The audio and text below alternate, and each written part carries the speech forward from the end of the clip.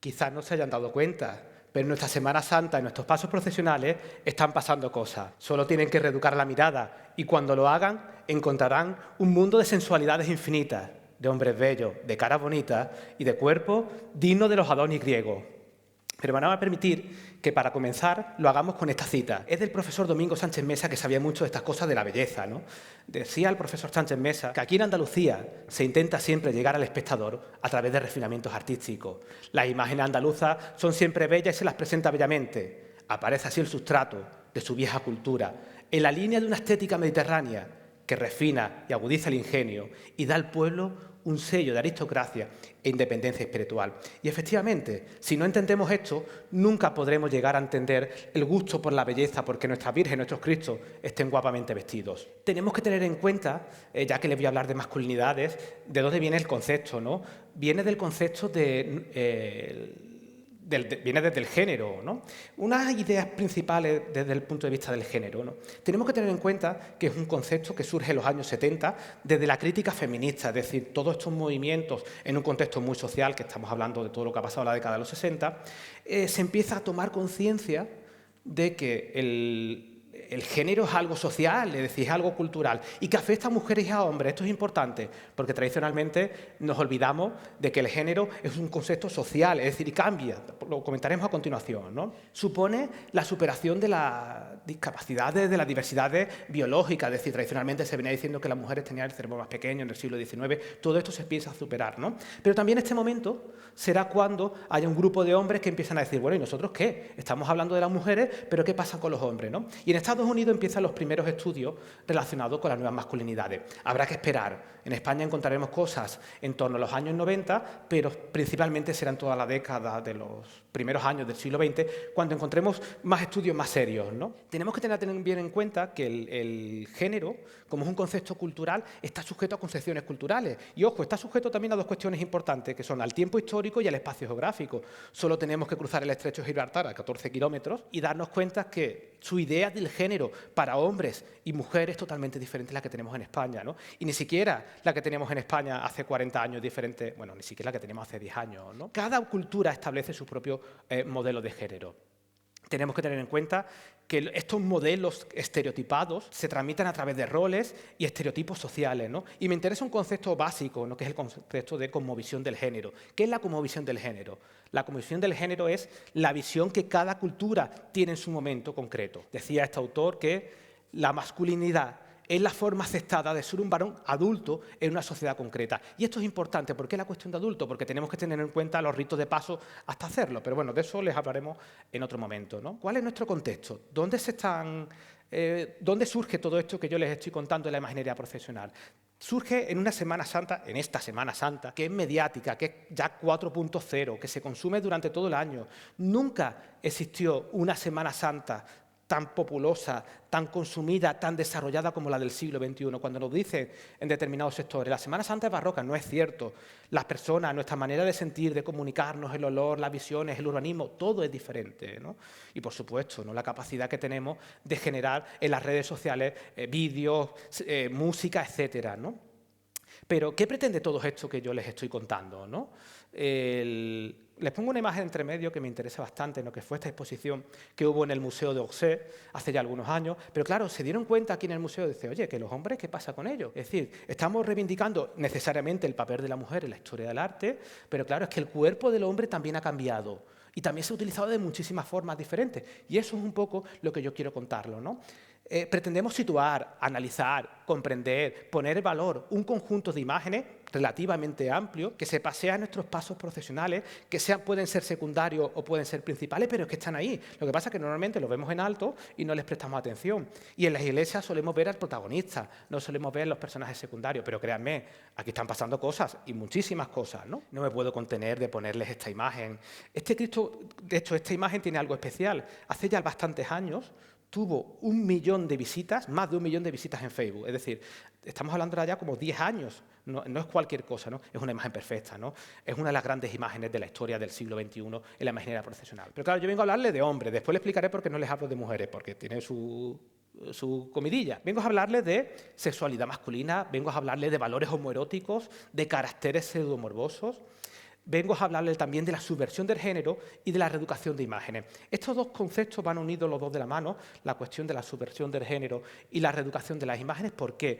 Porque cuando hablamos de subversión del género, entendemos que hay protagonistas principales o secundarios, siempre dentro del contexto de la Semana Santa y de la imaginería procesional, que están actuando de una manera diferente para las que se pensó en un momento, o inicialmente, ¿vale? Pero se preguntarán también, ¿qué pasa con las mujeres en todo este contexto, ¿no? Bien, tienen que tener en cuenta que en el mundo de la imaginería procesional el varón sigue siendo el escultor por excelencia, en el sentido de que hay más varones que mujeres, pero ojo, hay mujeres escultoras y muy buenas, y algunas, por ejemplo, como Ana Rey, suponen un revulsivo total en la historia de la imaginería. No se puede entender la imaginería del siglo XXI sin entender las aportaciones de Ana Rey, por ejemplo, ¿no? Tenemos que tener en cuenta varias cuestiones, ya que yo sigo hablándole de hombres, pero para que entiendan el porqué, ¿no? En la Pasión de Cristo, la mayoría de los personajes a los que podemos hacer alusión son personajes masculinos. Hay mujeres, ciertamente, pero ojo, no podemos disponer del cuerpo de esas mujeres desnudos, y por una cuestión de decoro y porque no son protagonistas. La mayoría de los personajes que aparecen en la Pasión son masculinos.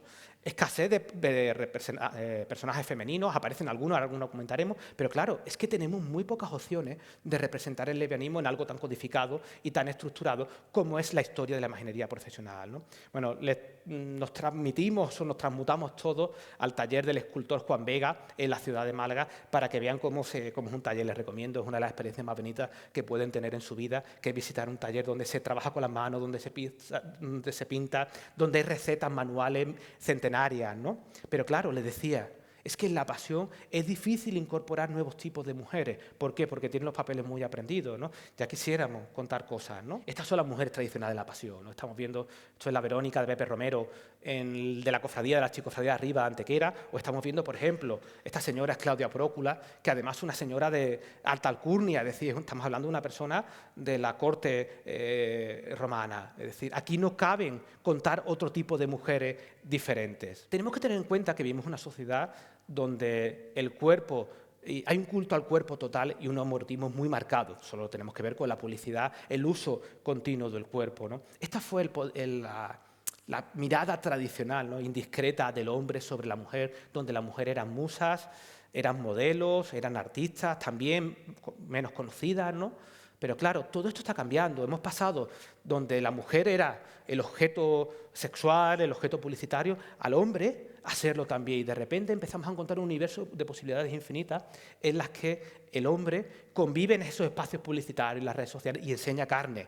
Y le gusta de ser visto también, ¿no? Por supuesto, el hombre se cuida, se hace las cejas, gasta dinero en cremas, está musculado, le gusta ir al gimnasio, pues todas las cosas estas de los conceptos de belleza que nos venden actualmente. Pero claro, esto ha conllevado para muchísimas personas, y de hecho para muchos teóricos, lo que llamamos la crisis del macho, el macho tradicional, ¿no? Y ahora vamos a poner un ejemplo como lo podíamos entender tradicionalmente en España, ¿no? Hay quien se ha dedicado a teorizar sobre esto se lo dedico a mis alumnos, que el otro día lo comentamos en clase, ¿no? Retrosexuales, metrosexuales, niñatos, ubersexuales, andrógenos, tecnosexuales. Todo esto hay libros escritos, ¿no? Porque viene estereotipo, todo es estereotipado, pero es simpático y además es muy recurrente para dar una clase. Y claro, y empezamos por esto de repente, ¿no? El primer obrero metrosexual, lo que también tienen derecho, ¿no? Le preguntaba yo a mi alumno, oye, por lo del tanguilla, ¿por qué no los ponéis? ¿No? Y os podéis imaginar la cantidad de argumentos que nos dieron, ¿no? O la masculinidad española propia del siglo XX, ¿no? Encarnada en la figura de Torrente.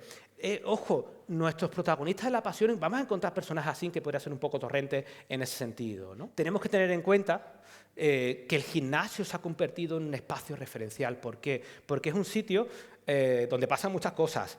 Pasan que los hombres se ponen fuertes, las mujeres también, es un sitio para mirar y ser visto, es un sitio para el tonteo, es un sitio para consumir no sé cuántas cosas que no deberían consumirse, etcétera, ¿no? Pero claro, esta realidad del gimnasio nos da pie a entender la idea del deportista como héroe. Esto es un concepto del siglo XX y lo van a entender perfectamente. Pero ojo, yo les voy a hablar del héroe, pero me voy a esto. Me voy a los santos, que quizás nunca se le hayan cuestionado, pero nuestros santos, este San Francisco, por cierto, obra maravillosa de Darío Fernández Parra, nuestros santos fueron los nuevos atletas, porque tenían que terminar el mensaje de la pasión de Cristo, porque Cristo murió y no pudo hacerlo. Entonces, durante muchísimo tiempo se codificó en la literatura, especialmente en la literatura medieval y de la época moderna, esta idea del nuevo atleta. Pero claro, pasando de los santos, igual no sos conscientes, pero nuestros toreros fueron tradicionalmente las personas que eran los héroes de los niños. Los niños en España del siglo XVII, XVIII, XIX, XX querían ser toreros y posteriormente querían ser futbolistas y ahora quieren ser héroes de Marvel, ¿vale? Para que entremos un poco en materia, ¿no?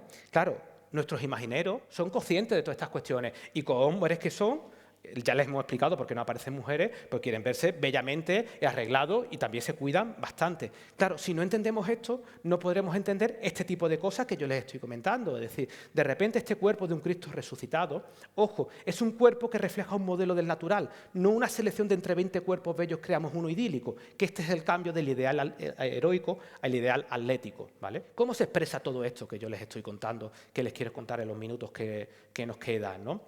En las nuevas masculinidades y en estos valores homoeróticos pseudomorbosos disponemos de hombres muy bellos. Encontramos de repente este tío que es un hebreo, un soldado hebreo, con esta cara tan bonita, o encontramos este San Juan con esta cara que es un escándalo verlo por la calle. Después veremos lo de las lágrimas, es un error, ¿vale? Estos señores podrían estar trabajando de guapitos, de presentadores, ¿no? Podrían estar aquí arriba subidos, ¿no? Esto de la subversión del género que yo les contaba, que para mí es una de las cuestiones más interesantes que podemos encontrar en esta teoría de las nuevas masculinidades procesionales, ¿no?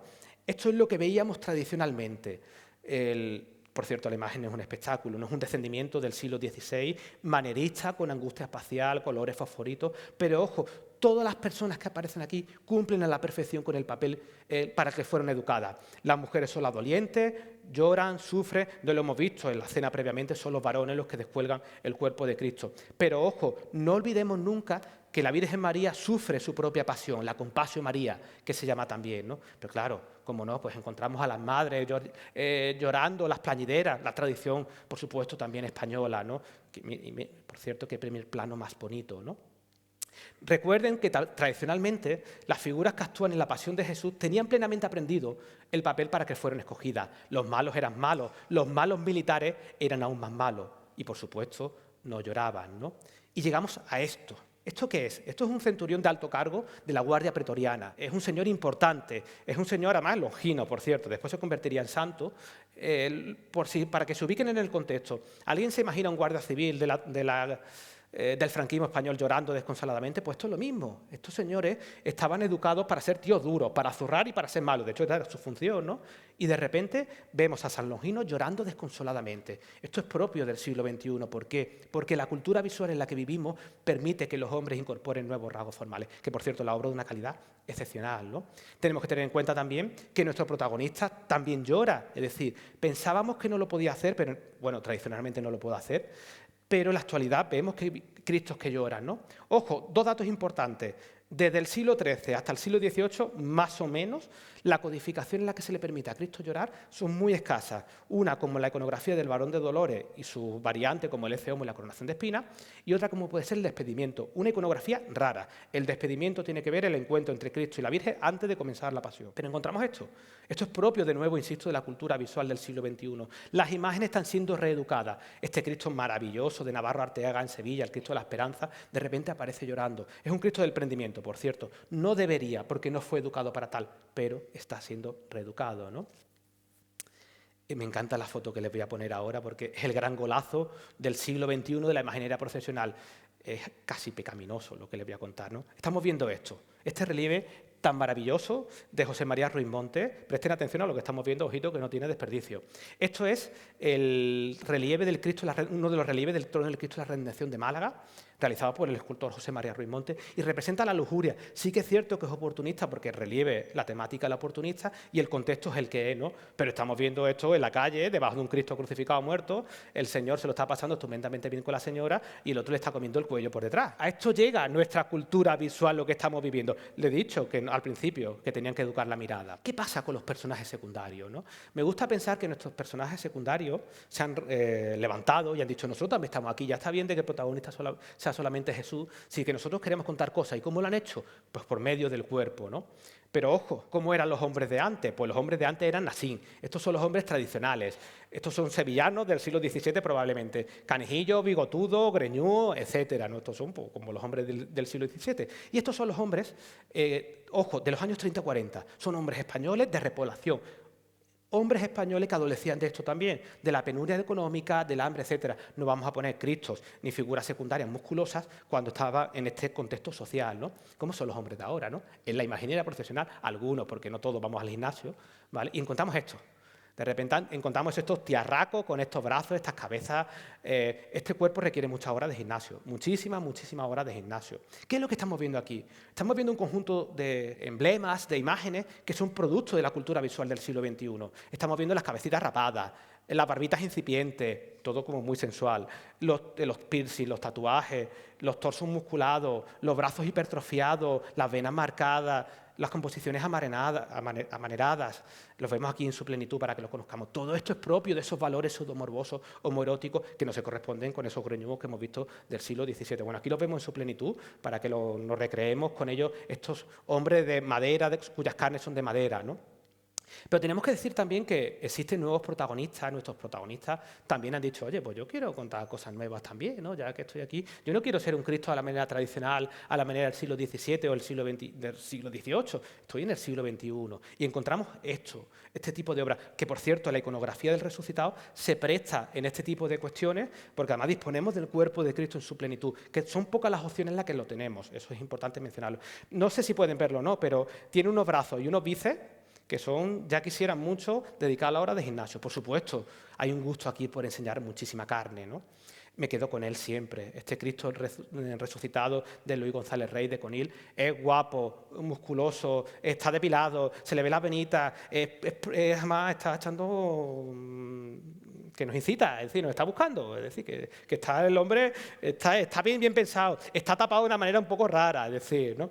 Y llegamos también a esto. Esto está pasando, señoras y señores. Es decir, el culo apretado para que se vea bien otro Cristo resucitado. Es decir, yo les he dicho, les he avisado de que están pasando cosas que no se han prestado atención, ¿vale? Pues vemos esto, que me encanta. Esta es una de las grandes obras del siglo XXI, este Cristo ultra contemporáneo, con materiales contemporáneos, con el hierro, con el barro. Pero claro, no lo pueden ver bien, pero el trapito tapa lo justo nada para que ni siquiera hay... Es que ya no hace falta inventar nada, ¿no? Y llegamos a esto, ya con esto vamos a ir terminando. Esto es el expolio de Cristo, una de las grandes obras del siglo XXI. Es perfecta en todos los sentidos, está bien compuesta, está bien policromada, la volumetría, la corporeidad, todo está bien resuelto. Pero este perfil del lateral dice, hostia, es que ya no me tengo que imaginar nada. Decía Tom Flynn hace ya bastantes años que la historia de la escultura es también la historia del cuerpo. Me gustaría, señoras y señores, que la próxima vez que vean un Cristo por la calle lo puedan ver de otra manera. Quizás puedan ver cuánta pasión hay en él, pero quizás también puedan impregnarse de la humanidad de esas carnes de madera. Muchísimas gracias a todos y a todos.